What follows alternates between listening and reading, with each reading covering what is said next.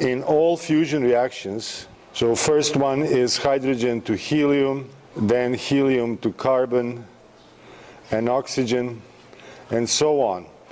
The last one was silicon first into a nickel, which is radioactive and decays to a stable nucleus of iron 56. Okay? In all of these reactions, the energy is released. They are called, for that reason, technical term is exothermic reactions. And it turns out, in order to fuse nuclei heavier than iron, the energy must be supplied. These are so-called endothermic reactions.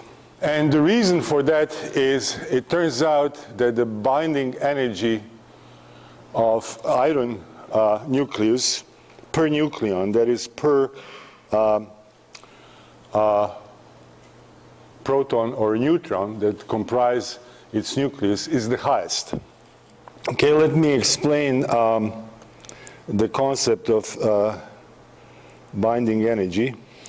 Suppose that we have a nucleus, just for the sake of simplicity, because I don't need to draw very many protons or neutrons. Let's look at the nucleus of helium-4, which consists of 2 protons and 2 neutrons. If I input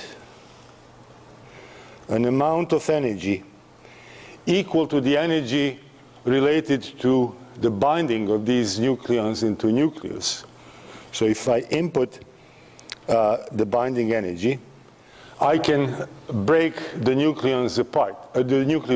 I can separate it into individual nucleons.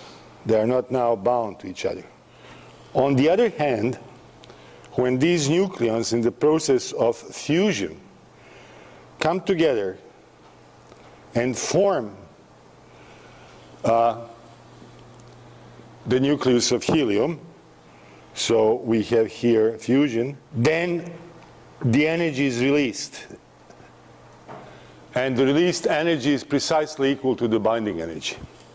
This curve represents the binding energy per nucleon for several nuclei. So here is deuterium, and that is the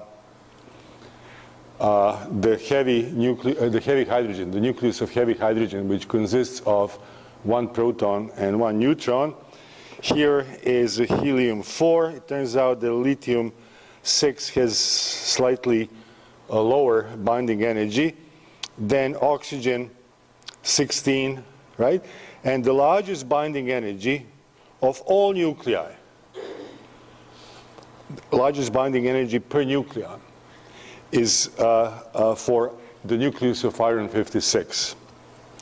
So on this side, the nuclei like to get together to fuse in order to achieve higher binding energy per nucleon, right?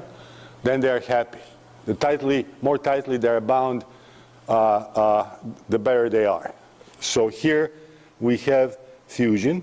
On the other hand, nuclei heavier than iron, for instance, uranium-235, which is used as a fuel in nuclear reactors, or initially it was used for making the first atomic bombs, it is very large and therefore unstable. Remember, it has in 235, among 235 nucleons, there is a large number of protons that repel each other. Every single proton repels the other proton with the electrical force.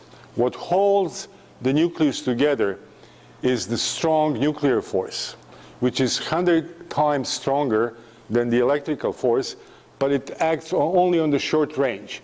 Nuclear force can only pull the nucleons that are around a particular one, right? It doesn't connect nuclei that are separated by a distance more than a diameter of proton or neutron, okay? So this nucleus of uranium-35 is unstable. It's too big. and it's efficient to tap it slightly by sending in, say, a slow neutron for it to break up and release the energy. And here we have on this branch of nuclei heavier than iron, we have process called fission, where heavy nuclei break apart into the lighter ones, because that way there is the end product increases the energy per nucleon. Okay? So for that reason, once the iron core is formed, further fusion reactions in the core stop, and the star is essentially done. There are fusion reactions in surrounding shells. Recall that cross-section of a high-mass star near the end of its life that I showed the last time. It's part of the previous lecture notes, where we have iron core, and then there's a shell surrounding the iron core where silicon is being fused into iron, and so forth, all the way out to the surface where there's the last shell. Fusing shell is the one where hydrogen is fused into deuterium. Okay?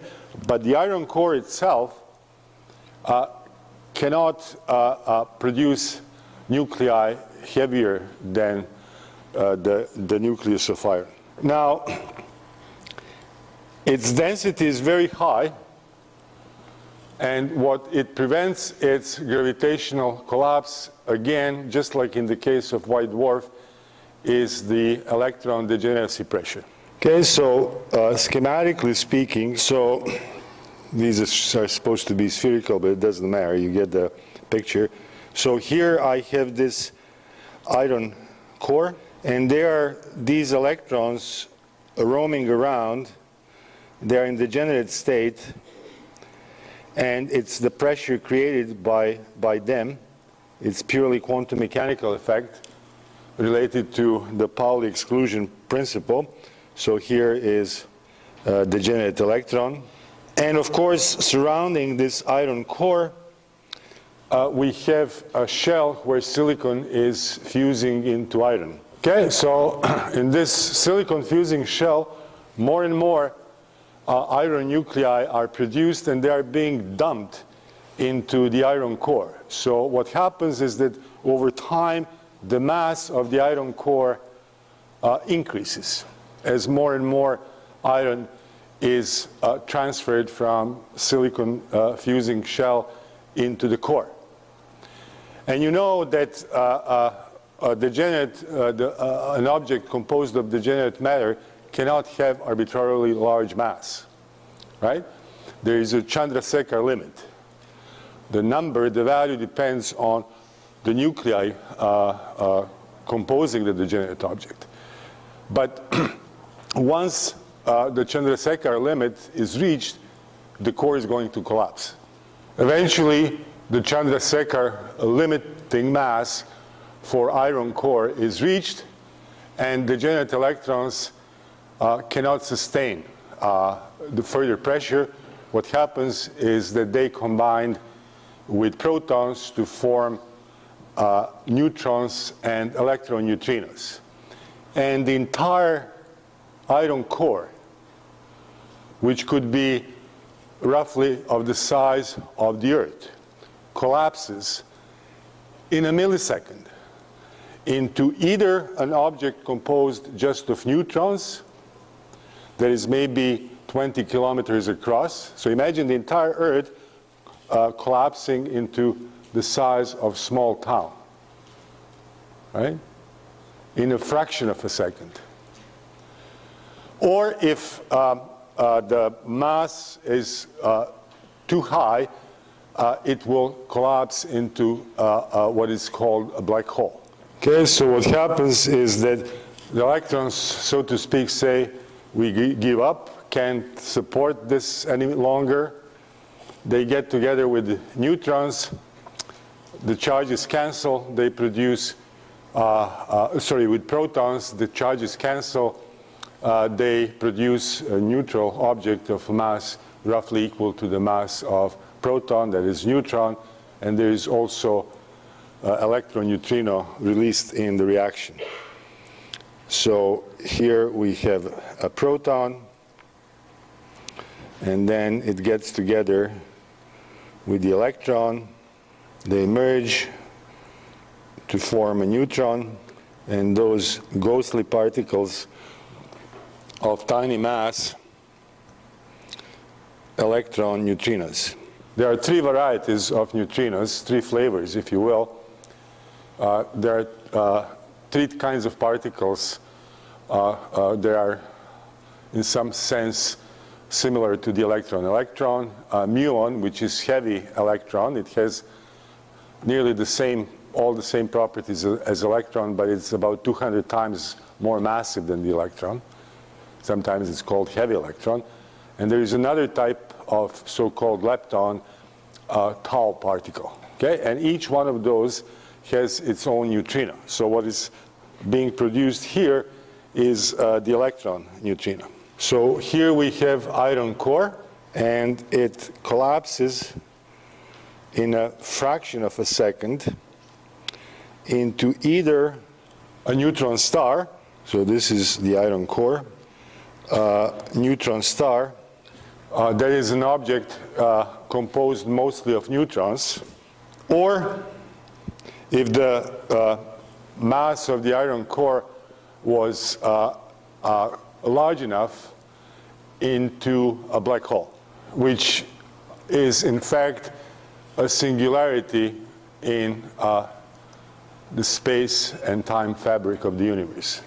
Okay, so as I mentioned before, you have a core in diameter roughly the size of the Earth, and then in a millisecond, if it creates a neutron star,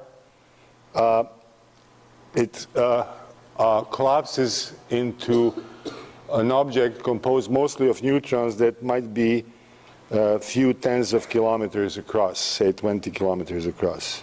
It turns out that what decides which one of these ends awaits a high mass star depends on the mass of the iron core. If its mass is less than about 3 solar masses, it will produce neutron star, but if it is bigger than about 3 solar masses, it would produce a black hole. And the gravity ultimately wins, right? It's so massive that the whole thing just collapses into singularity. Let's talk a little bit about the neutron stars first. It is very dense. Its density is enormous. Remember, we talked about the density of the white dwarf being quite large, about 1 metric ton, 1,000 kilograms per in centimeter cubed. Here we are talking about an object that has a density of atomic nucleus, which is about 10 to the 11 kilograms per centimeter cubed. And it turns out that what prevents, if they are stabilized, if they form, what prevents their gravitational collapse, in spite of this high density, is that it turns out that the neutrons also obey the Pauli principle. And now it is the neutron degeneracy pressure that prevents its gravitational collapse. Now, just after forming the neutron core, it's quite compressed, and then it rebounds because you can't, because of the Pauli principle, you can't squeeze neutrons any further, so the object sort of relaxes. What happens is that the top shells from the edge of the iron core and surrounding shell run into this rebounding core. Okay?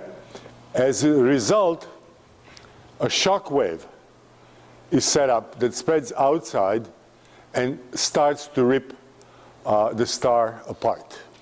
Right? Just like a rubber ball. When you throw a ball to the wall, what happens, it gets squeezed, and then because of its elastic properties, it rebounds, and it bounces off the wall, right? The infalling material from the edge of the iron core and surrounding shells runs into the rebounding core. Turns out that this material moves in, that is falling in, right? All of a sudden its support is lost when the whole core collapsed, so the material starts falling in, and because of high gravity, it's moving at a speed about 25% of the speed of light, about 70,000 kilometers per second, okay? So when the two meet, the shock wave is set up that spreads out and starts ripping the star apart. Okay, but it stalls because what happens is that the shock wave runs into top layers and it loses its energy to those layers. But here come neutrinos to the rescue. It turns out that when it was formed, the neutron core was extremely hot. Its temperature is about 100 billion degrees because it's compressed, it's squeezed so much. And it turns out that at such high temperatures, neutrinos are produced in large quantities, in large numbers. So these neutrinos actually come out and they continue the work of the shock wave. It's actually that push by neutrinos that finally rips the star apart and it explodes as type 2 supernova.